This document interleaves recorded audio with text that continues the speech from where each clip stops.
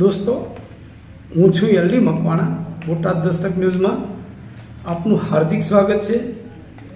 દોસ્તો, લોકોમાંથી જાણવા મળ્યું છે કે બોટાદ એલસીબીના જે 3 માણસો છે એમાં 2 કાકા દાદાના પિતરાય ભાઈઓ છે અને એક બીજો કોન્સ્ટેબલ છે.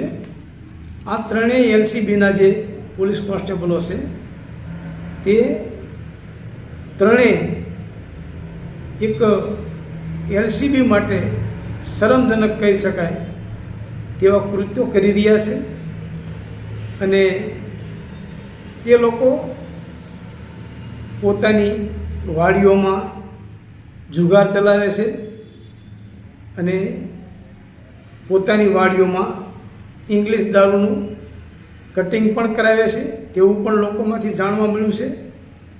અને એક માણસને તેમણે ભાગીદારીમાં રાખેલો છે મોહરા માટે. અને આ જે ઇંગ્લિશ દારૂનું જે કટિંગ કરે છે તેમાં જે બોટાદના સાનામાના જે ઇંગ્લિશ દારૂ વેચતા હોય એવા બુટલેગરોને પણ ધાક ધમકી આપીને પોતાની પાસેથી જ દારૂ ખરીદવો એવો આગ્રહ રાખે છે અને તેઓની પાસેથી જ દારૂ જે બુટલેગરો છે તે લે છે. અને એ સિવાય આ લોકો જે છે તેણે એક 25 વારિયામાં સમય મળે ત્યારે જુગાર ચલાવવાવાળા 1-2 માણસો પણ રાખેલા છે અને 25 વારિયામાં પણ ત્યાંના રાખેલા માણસો ઇંગ્લિશ દારૂનું વેપાર કરતા હોય છે. મતલબ કે બધી જ જગ્યાએ આ 3 જે એલસીબીના પોલીસવાળા છે એ ત્રણેય એનો પોતાનો જ વહીવટ ચાલે એવો વહીવટ કરે છે.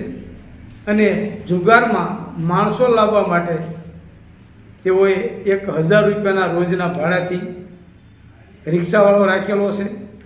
આ રિક્ષાવાળો દરરોજ સવારમાં ઉઠીને કે રાતે 24 કલાક એ જ કામ કરવાનું કે જ્યાં એનો જુગાર ચાલતો હોય ત્યાં માણસો લઈને હારવાનો ધંધો કરે છે. અને એ સિવાય જ્યાં ઇંગ્લિશ દારૂ કોઈ માગે તો એક બીજો માણસ રાખેલો છે. એ માણસ આ માણસો પાસેથી દારૂ લઈને બોટલ દેવા માટે પણ રાખેલો છે. એટલે આ 3 જે એલસીબીના પોલીસ કોન્સ્ટેબલો છે તે માજા મૂકી છે અને એલસીબીને પણ બદનામ કરે છે. જે એલસીબીનો સ્ટાફ છે 8-10 જણાનો, એમાં આ 3 જે છે એ ખૂબ જ દૂષણ છે અને બોટાદ એલસીબી અને બોટાદ પોલીસ માટે આ ખતરનાક છે.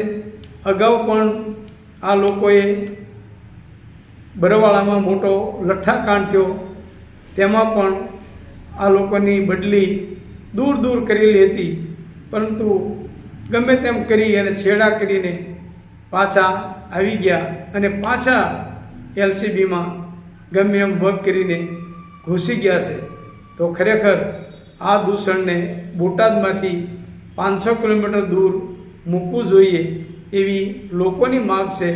અને લોકો પણ એવું ઈચ્છી રહ્યા છે કે આ ધંધા જે એમના છે તે બંધ થવા જોઈએ. Botad Dastak news, LD Makwana, Botad.